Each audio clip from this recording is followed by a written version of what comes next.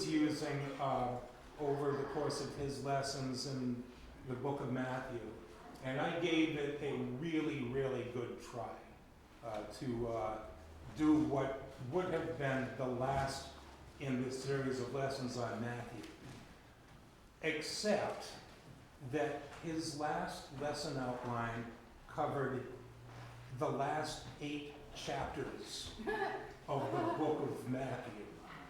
And I tried and tried over a couple of days to consolidate that into a 45-minute Sunday school lesson, and I failed. However, what I did discover and what I did do instead was I went to another resource that has been an inspiration to me, a radio ministry that I'm sure I've spoken to some of you on, given by a fellow down in Pennsylvania, Pastor Chris Swanson is the head pastor at a Calvary Chapel in Chester Springs in Pennsylvania. He has an entire a collection of verse-by-verse studies throughout the entire Bible. And he and his ministry down there have done this since the early 2000s, I think since that church was formed down there in Chester Springs. So I borrowed heavily from this one particular lesson given by Pastor Swanson. And what I'm going to talk about this morning is prophecies and events leading up to Jesus' triumphal entry into Jerusalem during that Passion Week, that last week that he was here alive with his disciples.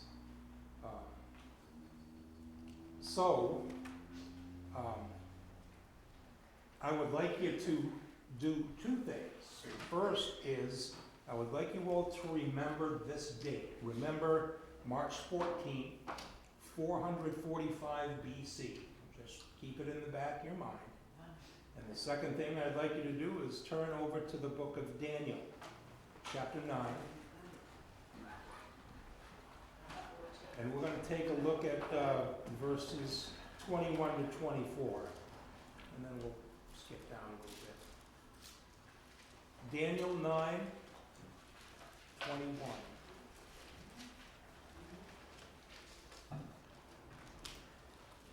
This is all prophecy and fulfillment of prophecy.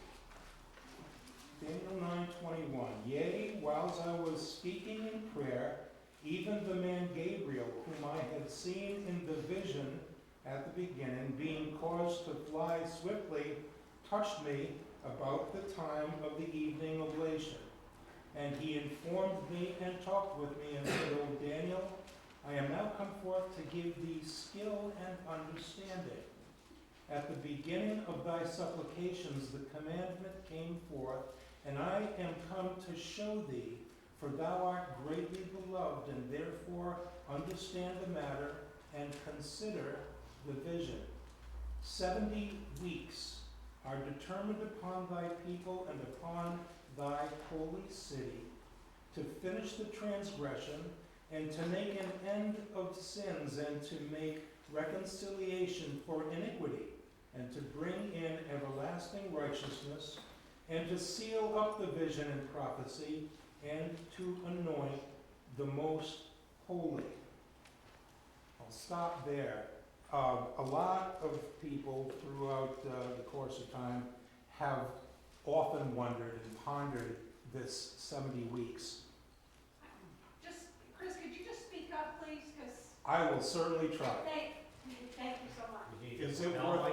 Should I put that thing on, Carol? Yeah. I'm sorry. I thought it was pretty loud already. I don't want to leave anybody off.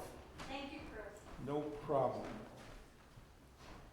Well, while Carl is setting me up, some of the research that I found while I was reading through this had to do with that that reference in verse 24, 70 weeks, and let me just click this on and hopefully, does that help? Is that on? You already turned it on there. Is that better? I'm not getting it. It's not better. Let me see. No. 1, 2, 3. Here. Ah, there's the green light. Yeah, Is that it? Chris. It's put- under your Put it collar. right here. Wow. Put it right there underneath your, There we go. underneath your beard. Well, it's definitely doing something. There you go. Now you can How follow. about that? No. I love technology. Maybe just put it right there in that beard.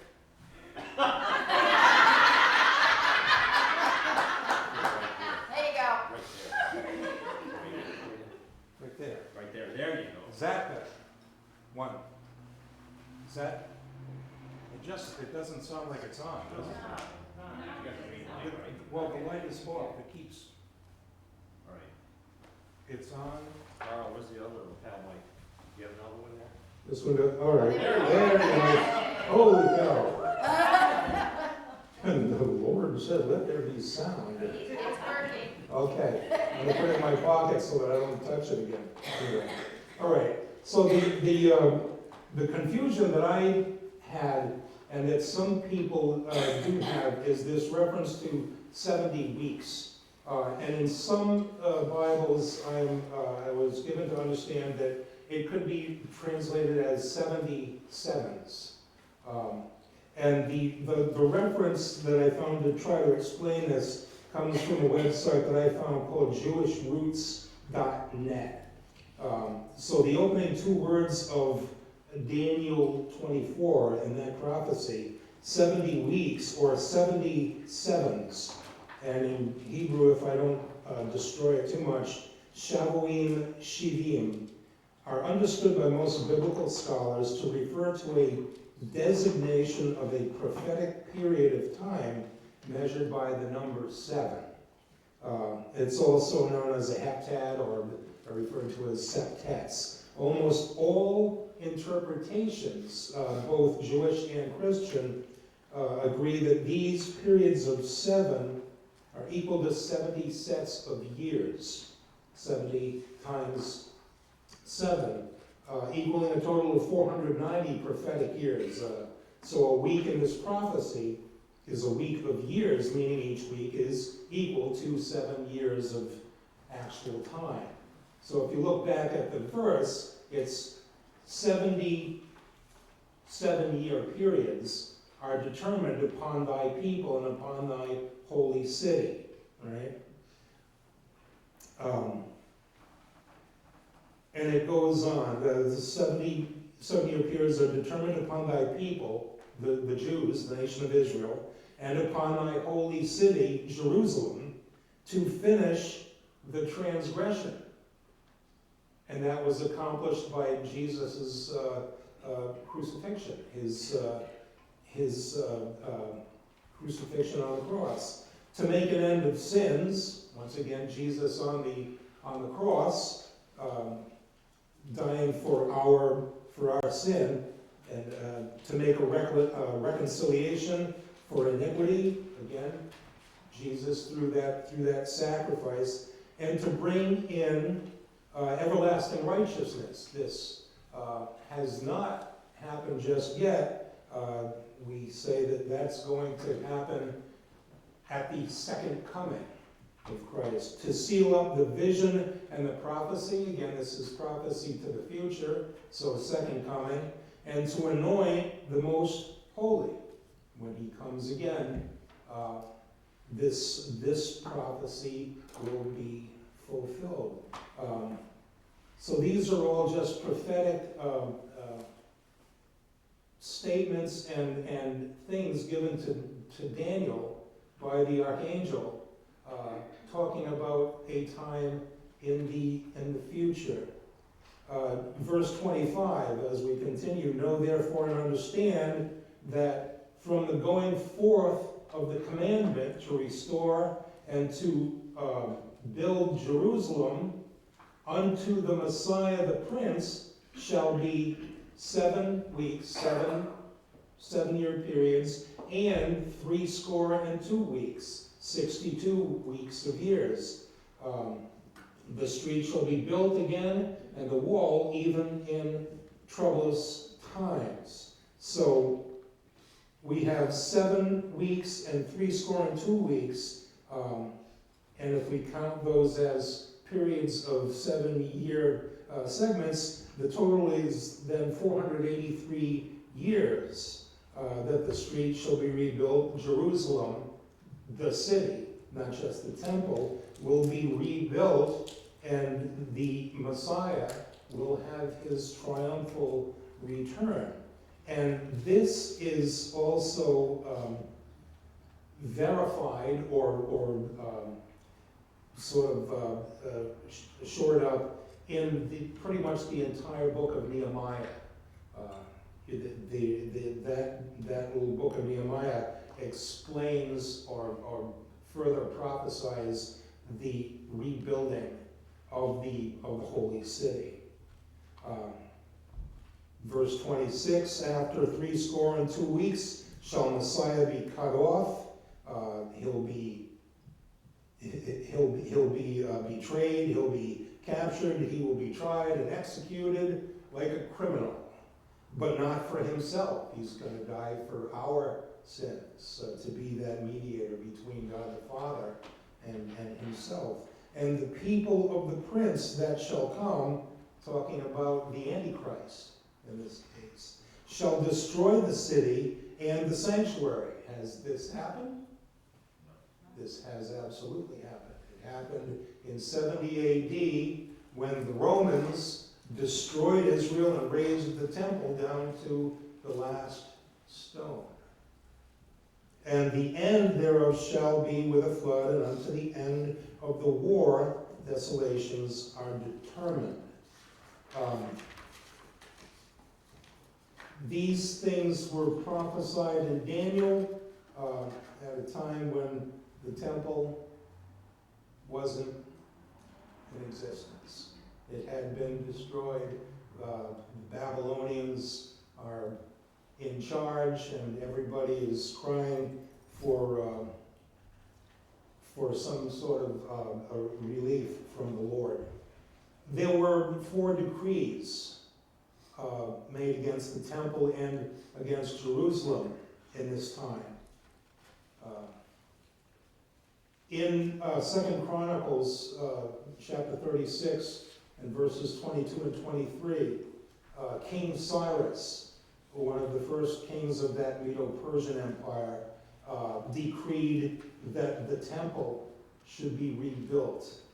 And if you take a look or give a listen to 2 Chronicles 36:22, we read, "Now in the first year of Cyrus, king of Persia, that the word of the Lord spoken by the mouth of Jeremiah might be accomplished, the Lord stirred up the spirit of Cyrus, king of Persia, that he made a proclamation throughout all his kingdom, and put it also in writing, saying, Thus saith Cyrus, king of Persia, all the kingdoms of the earth hath the Lord God of heaven given me, and he hath charged me to build him an house in Jerusalem, which is in Judah. Who is there among you of all his people? The Lord his God be with him, and let him go up." Cyrus has decreed that this temple in this previously destroyed city needed to be reconstructed, rebuilt. He was paving the way for the nation of Israel to go back and to once again worship their God.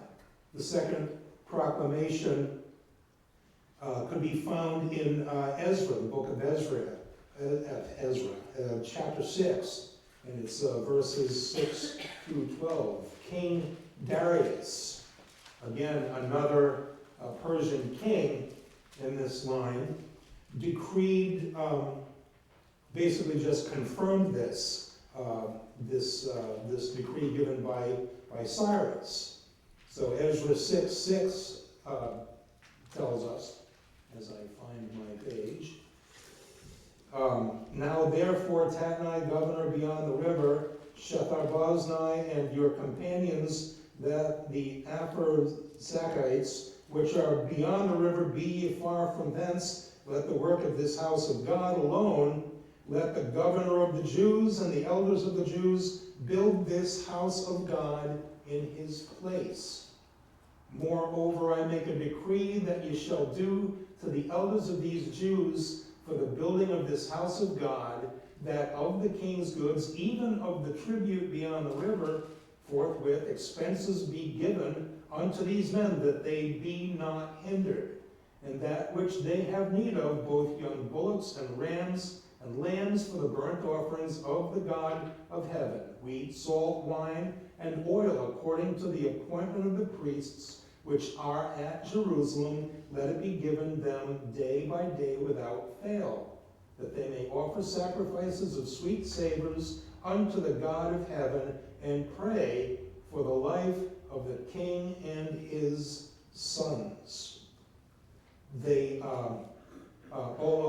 Also I have made a decree that whosoever shall alter this world, let timber be pulled down from his house, and being set up, let him be hanged thereon, and let his house be made a dunghill for this. And the God that hath caused his name to dwell there, destroy all kings and people that shall put to their hand to alter and to destroy this house of God, which is at Jerusalem. I, Darius, have made a decree, let it be done with speed. The king of Persia, not of the people, the king of an occupying force, is giving license to the prophet Ezra and to the people of Israel to go back and rebuild the temple. Go, do it. Pray for us too, because we need a little bit of prayer. But you build that and remember us, because I helped you to do that, little Darius. The third decree came a few years later by the king Artaxerxes. In 458 BC, Artaxerxes called for a restoration of the sacrificial system along with this rebuilding of the temple. Ezra 7 and its verses 11 through 26. These are copies of letters that were sent by the king through his emissaries, letting his subjects throughout the realm know that this decree was given by the king, and that his instructions were to be followed, the Jews were to be left alone. This wasn't always a complete success. History also tells us that there were periods of time where some people, a little bit jealous of what Israel was being allowed to do, started throwing some curveballs at Artaxerxes and giving false testimony to try to stop, or at least to slow up, this construction. So there were periods of 14, 15, 20 years or so where there was no work done, because Artaxerxes was under the impression that the Jews were trying to pull a fast one on. And that just wasn't the case. And eventually, it all became right. So Ezra 7:11, in this letter from the king, tells us this. Now, this is a copy of the letter that the king Artaxerxes gave unto Ezra the priest, the scribe, even a scribe of the words of the commandments of the Lord, and of his statutes to Israel. Artaxerxes, king of kings, unto Ezra the priest, the scribe of the law of the God of heaven, perfect peace, and at such a time I make a decree that all they of the people of Israel and of his priests and Levites in my realm, which are minded of their own free will to go up to Jerusalem, go with thee.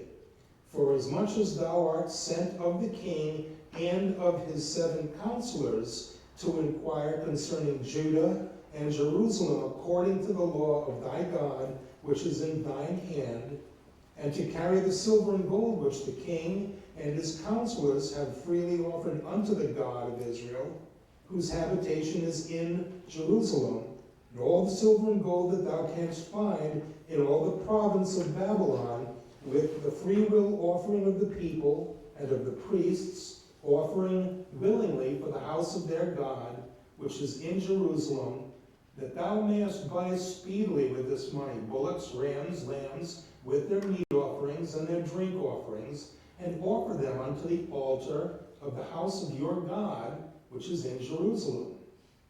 Whatsoever shall seem good to thee and to thy brethren, to do with the rest of the silver and the gold, that do after the will of your God. The vessels also that are given thee for the service of the house of thy God, those deliver thou before the God of Jerusalem.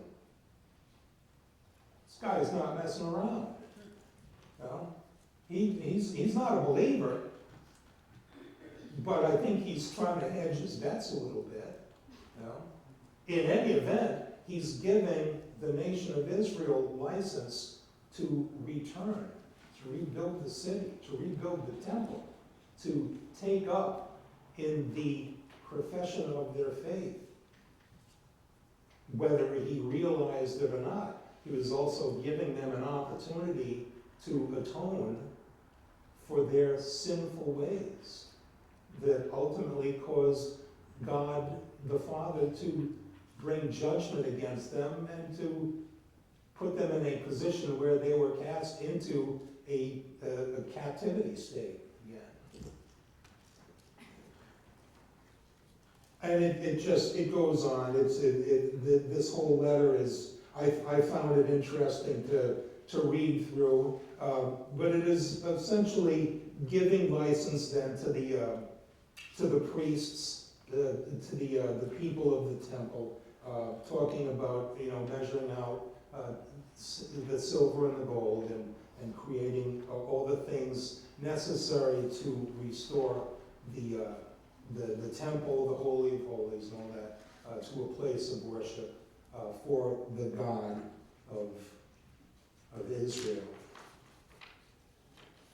The 4th decree, again, came from Artaxerxes to rebuild the city of Jerusalem in the book of Nehemiah. This is chapter 2, verses 2 through 8.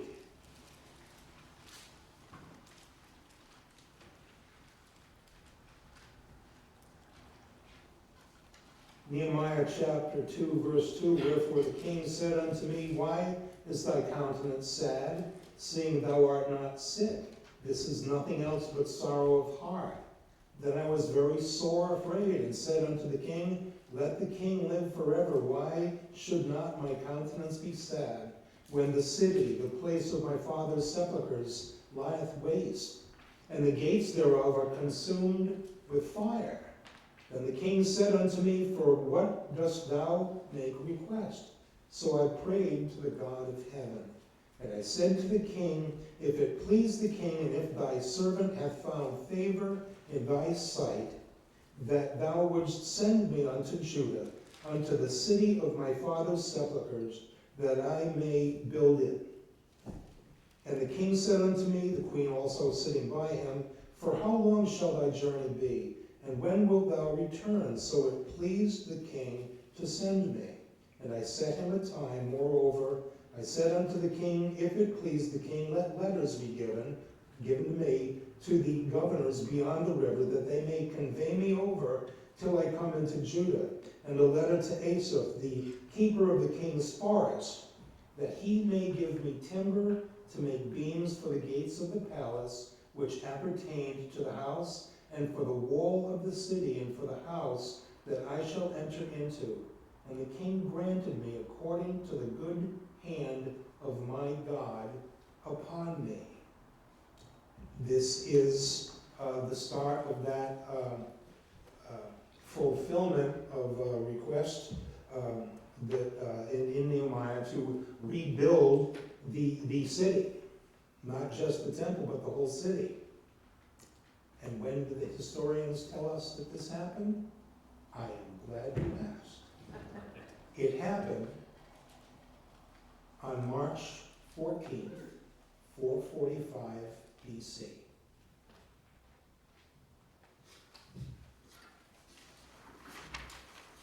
March 14th, 45 BC marks the decree to rebuild Jerusalem. We know that there were 69 sevens, 69 seven-year periods, or 483 years.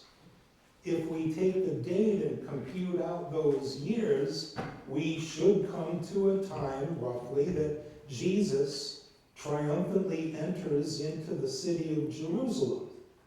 A fellow by the name of Sir Richard Anderson, in his book titled The Coming Prince, suggested that 483 years, based on the 30-year calendar that was used at that time, works out to, are you ready? 173,880 days, which, if added then to March 14th, 445 BC, comes out to roughly April 6th, 32 AD. From that decree back in Nehemiah to the Messiah arriving is a reasonable estimation of the day that Jesus made his triumphal entry into Jerusalem. Now, it's not precise. Nothing about the Bible in situations like this could ever be absolutely called precise. Maybe that isn't given for us to truly know. There are some Bible study sites that have these dates off one way or another by several years. We can take this as a framework of time, of ancient prophecy, up to this moment that Jesus arrives into Jerusalem riding on a donkey. And we can just count the days of this prophecy to the prophecy fulfilled. And it was so important to Jesus at this time that study tells us that this was the one prophecy that Jesus took an active role in seeing fulfilled. And when Mike comes back and we get into that last lesson in Matthew that I'm sure he will teach, or if you read ahead, you start looking at chapter 21, you will see that he, or I will hopefully humbly remind us that Jesus instructed two of his disciples to go to a certain place and to acquire a certain ass and the colt of an ass, so that he could take that animal, those animals, and ride in meekly as Messiah, right? Not on a horse. He's not coming in ready to conquer the world. He's coming in ready to save the world. Prophecy fulfilled by the Lord himself. That's how important this prophecy was, given back like 500 years or so before. So we know the time roughly that the Messiah is supposed to enter. We know from Daniel 9:26 that the Messiah enters, he's executed like a criminal, and then the city is destroyed. This prophecy is given at a time when there was no Jerusalem, there was no temple yet. Daniel's in Babylon crying out to God that they could go back and rebuild everything, but none of that has happened yet. Everything is destroyed, yet we're told that the Messiah will arrive, and shortly after that, they're going to have their city and their temple destroyed. Prophecy fulfilled. The Romans destroyed Jerusalem, razed the temple down to the very last stone, looking for all that molten gold that seeped into the ground in 70 AD. I told you at the beginning that I leaned really heavy on a Bible study given by this man I've come to respect, Pastor Chris Swanson, down there at Calvary Chapel, Chester Springs. And he made a conclusion pretty eloquently, I thought, and it goes like this. After all of this prophecy, after all of these events leading up to this event, this coming into Jerusalem on an ass, on a donkey, if Jesus is not the Messiah, no one else can be. No one else can be. Zechariah 9:9 would be about the time where Mike is probably going to start his lesson in a couple of weeks. But just as a reminder, Zechariah 9:9 says, "Rejoice greatly, O daughter of Zion. Shout, O daughter of Jerusalem. Behold, thy king cometh unto thee. He is just, and having salvation, lowly, and riding upon an ass, and upon a colt, the foal of an ass." Jesus actively sought out to see this prophecy fulfilled, so that everything else made sense, so that everything else pointed back from all of those centuries before to the divine plan and purpose of God, of the Godhead, of that Trinity. Jesus knew this was coming. Jesus ensured that the prophecy would be fulfilled this one time, so that the people would know that he was Messiah, and that he served a much higher purpose for all of us, for all of our sakes. So this is where Mike's study guide will begin in a couple of weeks. It's where we're going to let off. We were able to look at nearly 500 years of prophecy, both fulfilled and prophecy yet to come. We did this by examining Old Testament writings that would surely have been part of any religious leader's vocabulary in Jerusalem back in 32 AD. But the Pharisees, the Sadducees, publicans, the chief priests, the Sanhedrin, they couldn't see it at all. In their corruption, in their greed, and in their lust for power, they didn't even bother to look. Let's pray.